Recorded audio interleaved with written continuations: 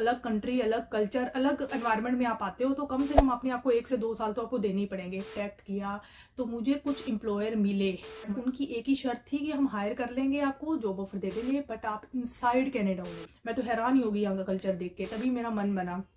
और बहुत अच्छा ट्रीट किया उन्होंने मेरे को, अच्छी फैसिलिटीज दी। $12 दे देंगे आपको, 10 दे देंगे। और मैंने किसी कंसल्टेंट से पूछा, कहते हाँ आप ज्यादा लालच मत करो, $10 दे रहा है आपको, 11 दे रहा है, 12 दे रहा है, लोग हो रहे हैं तो आप स्ट्रगल ही नहीं कर रहे हो। और जब स्ट्रगल ही नहीं करोगे तो फिर आपको सीखोगे क्या?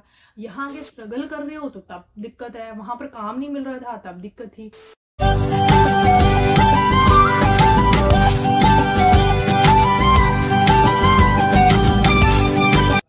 तो welcome back to my channel. आज मैं जो वीडियो बनाने जा रही हूँ वो बहुत ही इंपॉर्टेंट होने वाला है आपके लिए। मैंने आपको शेयर किया था कि मैं टूरिस्ट वीजा से वर्क परमिट मैंने कैसे कन्वर्ट किया, मैं कैसे यहाँ पर आई और मेरी जर्नी कैसी रही थी। बस उसके पीछे बहुत सारे स्ट्रगल्स थे। आज मैं कुछ वो स्ट्रगल्स आपके साथ शेयर करूंगी, नंबर 1। और नंबर 2 मैं कुछ आपको जॉब प्रोफाइल बताऊंगी जिसमें मैंने अप्लाई किया था और जिसके थ्रू मुझे LMI मिला without giving any penny to anyone. जैसे LMI के लिए चार्ज कर रहे हैं और वो सब कुछ है, तो वो मैंने कुछ भी नहीं किया। और किस प्रोग्राम के थ्रू मैंने अप्लाई किया था वो भी मैं थोड़ा बहुत ओवरव्यू दूंगी। और नेक्स्ट वीडियो में फिर मैं आपको बताऊंगी उस प्रोग्राम की एलिजिबिलिटी क्या है और क्या नहीं है। सबसे पहले मैं बता दूं आपको, एक ओवरव्यू दे दूं कि ये वीडियो बनाने का मेरा मकसद क्या था। एक्चुअली ये वीडियो बनाने के बाद मेरे को बहुत सारे कॉल आए, मैसेजेस आए। मेरे बहुत सारे जानने वाले भी, उनको पता था कि इसकी एज ज्यादा है, ये बड़े अपनी फैमिली के साथ वहां पर है, इसके पास वर्क परमिट है। और वीडियो के थ्रू भी मेरे को बहुत सारी ईमेल्स आई और लोग जानना चाहते थे कि ऐसा क्या है कि आपने कौन सी जॉब ढूंढी। मुझे ये पता है कि जब आपका फोकस होता है ना, जब आपकी जर्नी में आपका फोकस होता है, अगर आपको लगता है कि कनाडा आना वर्थ है, सबसे पहले तो ये फाइंड आउट करो। क्योंकि अभी भी बहुत लोगों के मन में डाउट है, मुझे फोन करते हैं स्टूडेंट के पेरेंट्स की क्या वर्थ है, वहां इतनी ठंड है और वो सब कुछ है। तो पहले तो अगर आपने मेरा पहले वीडियो नहीं देखा कनाडा वर्थ है कि नहीं है, वो आप जाकर देख लीजिए। अपने मन को पूरी तरह से खोल के डिसाइड कीजिए कनाडा आना वर्थ है कि नहीं। मेरे एक फ्रेंड हैं, वो गवर्नमेंट जॉब में थे और यहाँ पर उनको PR मिली थी और वो आए तो उन्होंने 1 मंथ में गिव अप कर दिया। वो कहते यहाँ तो वैसे ही हाइप किया हुआ है और मुझे नहीं लगता कि यहाँ वर्थ है। बट वो चीजें बहुत ही ज्यादा आपको एनालाइज करनी पड़ेंगी, क्योंकि एक अलग कंट्री, अलग कल्चर, अलग एनवायरनमेंट में आप आते हो तो कम से कम अपने आप को 1 से 2 साल तो आपको देने ही पड़ेंगे। तो वो आपके लिए वर्थ है कि नहीं, पहले तो आप उसको ये चीज पूछो और फिर उसके बाद फोकस करो कि आपको कनाडा आना है। और जितना भी कॉन्सेंट्रेट लेस करोगे ना अपनी वीकनेसेस पे, बट मोर करो अपनी स्ट्रेंथ्स पे। आपकी स्ट्रेंथ क्या है, आप क्या कर सकते हो, ठीक है, वो चीजों पे आप फोकस करो, फिर प्रोग्राम्स ढूंढो। और मैं आपको वही जर्नी आपके साथ शेयर करने जा रही हूँ और बहुत ही इंपॉर्टेंट जर्नी है। बहुत सारे ऐसे पर्सन हैं जिनको शायद हेल्प मिलने वाली है इससे, बट वही बात है कि वो काम मैंने किया है वो जरूरी नहीं है सभी करेंगे। और मेरे तो नॉन वाले कितने हैं जो कि मैं उनको ये ऑफर करती हूँ तो वो नहीं करते। 2020 की बात है, मैंने ये मन बनाया कि जैसे कोविड आया कि मेरे को जाना चाहिए। जैसे मेरी जॉब वगैरह गई तो मैंने एक डे केयर ज्वाइन किया जो मेरे ब्रदर का ही था। और एक साल के लिए मैंने वहां पर काम किया सुपरवाइजर के तौर पे। तो मैंने देखा कि बच्चों को टेक केयर करना, और जैसे वर्किंग पेरेंट्स वहां छोड़ के जाते थे, तो वहां मेरा एक्सपीरियंस हुआ थोड़ा सा। तो 20 में मैंने ना कनाडा जाने का प्रोग्राम बनाया और मैंने बहुत सारे प्रोग्राम्स में फाइल लगाने की कोशिश की। पहले तो आइलेट्स का पेपर दिया। आइलेट्स में मेरे सबसे प्रॉब्लम बड़ी बात आ रही थी, रीडिंग में मेरे ज्यादा नहीं आते थे। और जो भी आइलेट्स देने वाला है उसको पता होगा कि IELTS is not English exam, it is all about concentration. अगर आपकी कंसंट्रेशन नहीं है, रीडिंग में क्या होता है कि टाइम अप हो जाता है। स्पीकिंग में मेरे 7 आते रहे हैं, 2 बार मैंने आइलेट्स का पेपर दिया है, एक बार 7 थे, एक बार 6.5 थे। राइटिंग में मेरे 6.5 आए हैं, जो कि बहुत अच्छी अचीवमेंट है, मुझे पता है। पर रीडिंग में क्या होता है कि आप रीड करते करते करते करते आपका टाइम अप हो जाता है। तो मैं 5.5 हो गया। तो मेरा कहीं भी नहीं बन रहा था, ना एक्सप्रेस सेंट्री में, ना ओंटारियो OINP में। बहुत सारे ऐसे प्रोग्राम है, आपको खुद स्टडी करना पड़ेगा। अच्छा, ये भी मैं बात ऐड कर दूं, बहुत सारे लोग मेरे को फोन करते हैं और कहते हैं कि आप हमें बताओ हम कैसे आए। ये जर्नी बहुत ही ज्यादा इंटेंस है, आपको खुद रिसर्च करनी पड़ती है।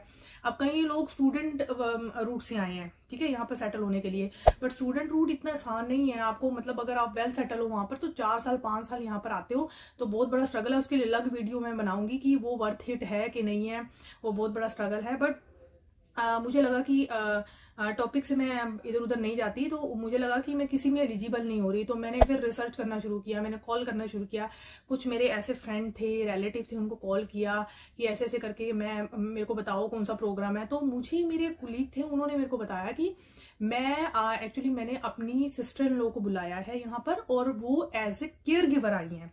तो यहाँ पर मैं आज आपको ये बताना चाहती हूँ कि एज ए केयर गिवर उन्होंने उन्हें बुलाया, और मतलब जिसे नैनी भी कहा जाता है। तो मैंने बड़ा सुना था Naini Canada, Naini US, but मुझे पता नहीं था कि एक्चुअल में वो वर्क प्रोफाइल क्या होता है। तो मैंने धीरे धीरे इसके बारे में पता करने की कोशिश की, तो मुझे पता चला कि यहाँ की जो फैमिलीज हैं बहुत बिजी हैं, हस्बैंड वाइफ, उन्हें अपने बच्चों के टेक केयर के लिए चाहिए होती है, और रिलेटिव भी स्पॉन्सर कर सकता है और नॉर्मल भी। तो जब मैंने ये देखा ना, तो मुझे 2-3 प्रोग्राम के बारे में पता चला। एक प्रोग्राम तो मैं भी मेंशन कर देती हूँ, home child care provider pilot programme. वो प्रोग्राम इतना अच्छा प्रोग्राम था, उसमें आइलेट्स की रिक्वायरमेंट वेरी लेस, 5 बैंड चाहिए थे, उसमें कोई LMI नहीं चाहिए, उसमें आपको कुछ नहीं, +2 चाहिए सिर्फ। वो भी मैं अलग वीडियो बनाऊंगी उस प्रोग्राम का, अगर आप कमेंट करते हैं तो। मैं सिर्फ अभी बता रही हूँ कि उस प्रोग्राम में मैंने सोचा कि फाइल लगाऊं। अब उसमें एक जॉब ऑफर चाहिए था जो ग्लिच था।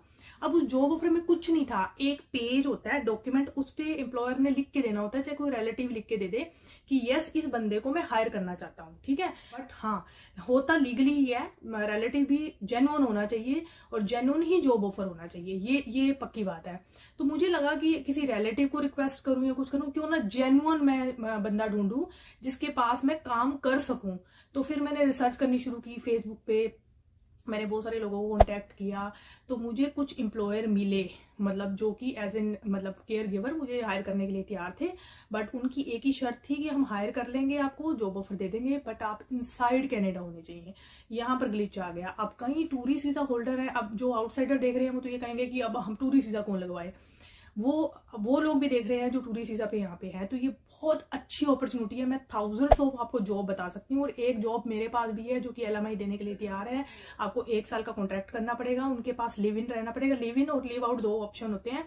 लिव इन में क्या होता है कि आपको उनके पास रहना पड़ता है, उनकी फैमिली के साथ, और टेक केयर करनी पड़ती है बच्चों की और घर की, सब कुछ। और एक लिव आउट होता है जो मैंने ऑप्शन चूज किया था, क्योंकि मुझे पता था मेरी फैमिली में ने भी आना है। तो जब मैंने एम्प्लॉयर से बात की, वो कहते हैं yes we are ready to hire you, but आपको इनसाइड होना चाहिए। क्योंकि अगर उन्होंने मेरे को जॉब ऑफर दे दिया और इस प्रोग्राम को अप्रूवल होने में 1 से 2 साल लग रहे हैं, तो हाँ आप फिर काम कैसे करोगे हमारे पास, तब तक तुम्हारा बच्चा बड़ा हो जाएगा। मैंने कहा क्या है, तो फिर तब मेरे माइंड में आया कि क्यों ना टूरिस्ट वीजा अप्लाई किया जाए। और टूरिस्ट वीजा अप्लाई करने का एक ये भी मकसद था कि क्यों ना, हम वैसे भी US गए थे, तो मुझे लगा कि चलो घूमने चलते हैं। तो ये जर्नी कोई आसान नहीं थी, टूरिस्ट वीजा लगाना था। तो मैं एक सिंपल सा फॉर्म भर रही थी, ऑनलाइन देख रही थी कैसे भरना है। बट धीरे धीरे रिसर्च करते हुए, मैं आपको ऐड करना चाहूंगी कि मैंने पंजाब में कितने कंसल्टेंट्स को फोन किया नॉलेज लेने के लिए। 10 में से 9 कंसल्टेंट फ्रॉड, और उनको नॉलेज ही नहीं होती थी। कोई एक होता था जिसको जेन्युइन नॉलेज होती थी, उसने मेरे को बताया कि आपकी तो CAN+ कैटेगरी बन रही है, मतलब आपको तो कोई डॉक्यूमेंट देना ही नहीं टूरिस्ट वीजा में, आपको तो ऐसे ही लग जाएगा टूरिस्ट वीजा में। कहा अच्छा, ये तो बहुत बड़ी बात है। फिर मैंने टूरिस्ट वीजा जब मैं क्या करती हूँ कि जब भी मेरे को फॉर्म भरना होता है ना कोई, तो मैं पहले एक सैंपल आईडी बनाती हूँ, मतलब फिर उसके बाद उस आईडी से फॉर्म भरती हूँ, प्रैक्टिस करती हूँ 2-3 बार। उसके बाद मैं एक्चुअल फिर आईडी बनाती हूँ और फिर उस आईडी से एप्लीकेशन भरती हूँ, मतलब वो ताकि प्रैक्टिस हो सके और मेरी कोई गलती ना हो। तो मैंने टूरिस्ट वीजा भरा और वो 1-1.5 हफ्ते में अप्रूव भी हो गया। अप्रूव हुआ। बायोमेट्रिक इतना कोई आसान नहीं था।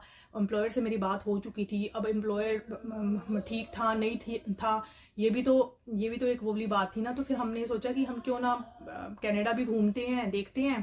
कनाडा अच्छा लगा, एम्प्लॉयर से बात करेंगे, अगर अच्छी लगी तो फिर हम करेंगे, नहीं तो नहीं करेंगे। तो ये मैंने सोचा, मतलब मेन जो मेरी इंटेंशन थी वो यही थी कि हम घूम फिर लेंगे, एक बार घूम फिर लेंगे और देख लेंगे। और ये भी डाउट था ना कि क्योंकि वहां बैठ के, इंडिया बैठ के तो सबको ये लगता है कि पता नहीं कनाडा वर्थ है नहीं है। तो फिर मैं ये डिसाइड करूंगी। अभी मेरे को मतलब ये नहीं करना कि मेरे को जॉब ही लेनी है, क्योंकि मेरी पूरी फैमिली है। तो हमने डिसाइड किया कि हम घूमने के पर्पज से जाते हैं, और यही माइंड करके हमने रिटर्न टिकट भी ली और ये भी पक्का बनाया कि हम अगर नहीं पसंद आया तो हम वापस आ जाएंगे। ठीक है, कि हमारे रिलेटिव 2-3 रहते थे, उनसे हमारी बात हुई कि हम घूमेंगे, और एम्प्लॉयर वगैरह से भी मैं बात करूंगी, और फिर अगर हमें ठीक लगा तो ऐसे ही करके हमने अपॉइंटमेंट करवाई बायोमेट्रिक की। बायोमेट्रिक चंडीगढ़ में नहीं थी, उसको 2-2, 3-3 महीने लग रहे थे। तो वही हम अहमदाबाद गए, 40,000 की टिकट ली हमने, एयर टिकट। तो एक फोकस होता है ना, जो मैं पीछे लगी रही, फिर टिकटें हुई, बायोमेट्रिक हुई, हम पहुंच गए यहाँ पर। और फिर मेरे को एम्प्लॉयर एक मिले जिसने मेरी बात हुई थी बट फाइनल नहीं था, और फिर फाइनल बात हुई, और फिर उसके बाद हमने प्रोसेस शुरू किया। जो कि मैंने फाइल लगानी थी, वो फाइल मैंने लगाई 2 जनवरी को। उस प्रोग्राम की नॉलेज मैं तभी दूंगी जब आप कमेंट करेंगे, और अगर आपने सब्सक्राइब नहीं किया तो आप सब्सक्राइब भी कर लें। और उस प्रोग्राम को आपको ढंग से स्टडी करना पड़ेगा। ऐसा नहीं है कि मैंने बता दिया, वो केयर गिवर का ही प्रोग्राम है। उसमें होम सपोर्ट वर्कर भी होते हैं, जैसे बुजुर्ग हो गए यहाँ पर 80-80 साल के, उनको देखभाल करने के लिए कोई नहीं है, तो उनके लिए भी होता है प्रोग्राम। और जब मैंने जॉब करना शुरू किया, मैंने ये देखा कि जो हम इंडिया में सोचते हैं ना नैनी की जॉब और केयर गिवर की, वो वहां पर यहाँ के लोग इतने प्रोफेशनल है ना कि वो आपको एक एम्प्लॉई समझते हैं, कि जैसे एक एचआर मैनेजर को आप वो ट्रीट करती है ना ऑर्गेनाइजेशन, वैसे ही यहाँ पर एक केयर गिवर को भी ट्रीट किया जाता है, शायद उससे भी ऊपर। मैं तो हैरान ही होगी यहाँ का कल्चर देख के, तभी मेरा मन बना। और बहुत अच्छा ट्रीट किया उन्होंने मेरे को, अच्छी फैसिलिटीज दी। जब भी कभी जरूरत पड़ी, मेरे घर में टीवी नहीं था, मैं बोर हो रही थी, तो उन्होंने टीवी प्रोवाइड किया। मतलब कितनी चीजें उन्होंने मेरे को दी, और मेरे को बहुत अच्छा लगा एनवायरनमेंट। एक होता है ना कि हम बड़ा फ्रेंडली एनवायरनमेंट है कनाडा में, लोग एक दूसरे को सपोर्ट करते हैं, रूल्स रेगुलेशन को फॉलो करते हैं। तो मेरे को एम्प्लॉयर मिल गए, और मैंने कितने लोगों को बोला कि आप इस प्रोग्राम के थ्रू अप्लाई करो। कुछ ने किया भी है, अपने रिलेटिव को बोला कि जॉब ऑफर दो हमें, और इस प्रोग्राम में उन्होंने अप्लाई किया है। बट मैंने जेन्युइनली जॉब ऑफर लिया था और उसमें फाइल में लगाया। और फिर मेरे एम्प्लॉयर ने कहा कि इसमें तो 1 साल लग जाएगा इस प्रोग्राम को अप्रूव होने में, आप एक काम करो, आप LMI भी हमसे ले लो। तो उन्होंने LMI दिया, फिर हमने वर्क परमिट अप्लाई किया, और जुलाई में मेरा वर्क परमिट आ गया। तो इतने फंड्स में लेकर आई थी कि मैं गुजारा कर सकूं। मतलब इतना भी आसान नहीं है। एक बंदे का जो सर्वाइवल है 2000 से कम नहीं है, 1500-2000 का खर्चा है। मतलब डॉलर की बात कर रही हूँ, 1,20,000। तो अगर आप 5 महीने आपका वर्क परमिट नहीं आता, तो आप ये लेके चलो कि 6 से 7 लाख आपका खर्चा है। और अगर आप चाहते हो जल्दी आपको अप्रूवल मिल जाए, LMI आपके हाथ में आ गया है, तो आप फ्लैग पोलिंग से भी कर सकते हो। ये बहुत भी इजी तरीका है। उसके लिए भी आप कहोगे तो मैं एक वीडियो बनाऊंगी, और वो भी बहुत इजी तरीका है। बट हाँ, आपके डॉक्यूमेंट सारे पूरे होने चाहिए। तो ये सारी चीजें हैं। मतलब ये कैटेगरी में, केयर गिवर कैटेगरी में मैं आई, और केयर गिवर में बहुत जॉब है, बहुत जॉब। हर दूसरे तीसरी फैमिली को केयर गिवर की जरूरत है। अब यहाँ पर जॉब कैसे सिलेक्शन करनी होती है, और आपको एक्सप्लॉयटेशन नहीं लेनी। अगर आप एलिजिबल हो, अगर आप वर्क करने के लिए एलिजिबल हो, तो मिनिमम जो रेट है यहाँ पर ओंटारियो में $15.5 है। मेरे को $17 हुआ था ऑफर, और मैंने उसको एक्सेप्ट किया था। पहले मैंने बहुत सारे लोगों से बात की ना, तो सभी लोगों का कहता था हम $12 दे देंगे आपको, 10 दे देंगे। और मैंने किसी कंसल्टेंट से पूछा, कहते हाँ आप ज्यादा लालच मत करो, $10 दे रहा है आपको, 11 दे रहा है, 12 दे रहा है। लोग हो रहे हैं, लोग शोषण के शिकार हो रहे हैं। बट अगर आप ठान लो ना कि ये मेरा हक है, यहाँ पर $15.5 आपको देना है, तो देना है, तो आपको वो लेना ही पड़ेगा। $15.5 ही है। उससे कम आपको कोई भी नहीं दे सकता, अगर आप लीगल हो काम करने के लिए। अगर आप इलीगल हो, फिर तो आप जो मर्जी करी जाओ। वैसे भी मतलब वो तो बात करने वाली ही नहीं है ना, वो तो करनी ही नहीं चाहिए। तो यही बात है कि ये जो चीज है, ये इंसान को खुद ही स्ट्रोंग बनना पड़ता है। कनाडा जैसे देश में अपने आप को स्मार्ट बनाना पड़ता है, अपने आप को कॉन्फिडेंट बनाना होता है, और अपनी मेंटल लेवल को बहुत ही स्ट्रोंग करना पड़ता है। क्योंकि ये देश अगर स्ट्रगल करवाता है ना, तो आपको बहुत कुछ सिखाता है। इंडिया में फिर वही वाली बात है ना कि आप स्ट्रगल ही नहीं कर रहे हो। जब स्ट्रगल ही नहीं करोगे तो फिर आपको सीखोगे क्या। यहाँ आगे स्ट्रगल कर रहे हो तो तब दिक्कत है। वहां पर काम नहीं मिल रहा था तब दिक्कत थी, अब काम मिल रहा है तब दिक्कत है। तो मैंने कहीं जैसे वीडियोस देखे हैं, तो हर कोई तैयार नहीं होता ये काम करने के लिए। अब जैसे मेरी एज थी, बच्चे को पीछे से संभाल लिया पेरेंट्स ने, मेरे इन लॉज ने, तो हर किसी के बच्चे बड़े नहीं होते। या मेरी कई फैमिली से बात होती है, बच्चे छोटे हैं, कह रहे मैं कैसे आऊं। अब एक और फैमिली आई है, एक लड़की और आई है यहाँ पर, टूरिस्ट वीजा लगा हुआ था, तो किसी कंसल्टेंट ने उन्होंने LMI दिलवाया।